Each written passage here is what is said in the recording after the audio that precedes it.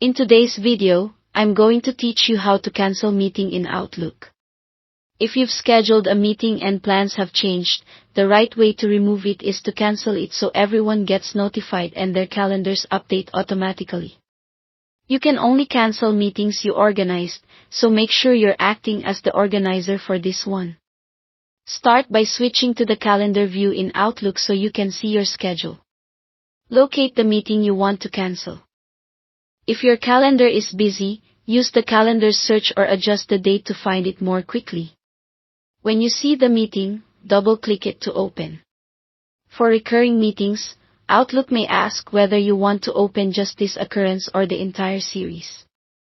Choose the one that matches your intent, because cancellation will apply to whichever you open. Inside the meeting window, look at the ribbon along the top and click Cancel Meeting. As soon as you do, Outlook converts the meeting form into a cancellation notice. You'll see that the subject and header make it clear this is a cancellation, and the attendee list is already addressed, so you don't need to add recipients manually. In the message area, add an optional note explaining the reason for the cancellation. Keep it clear and polite. A short explanation helps attendees understand what changed, and if you plan to reschedule, you can mention that a new invite will follow. You don't need to rewrite the entire agenda, a sentence or two is enough. If timing is sensitive, you can also include any immediate next steps so people know whether they should hold time for a future invitation. When your message looks good, click Send Cancellation.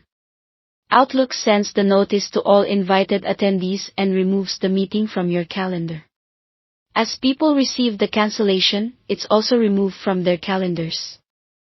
If someone is offline, the update will process when they reconnect. If you previously added a location, a conference link, or notes, those details are included in the cancellation message for context.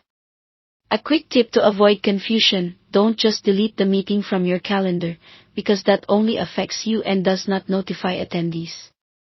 The cancel meeting action is what triggers the proper update for everyone. Also, if you don't see the cancel meeting button, you may be viewing an appointment, which has no attendees, or you might not be the organizer of that meeting. That's all there is to it.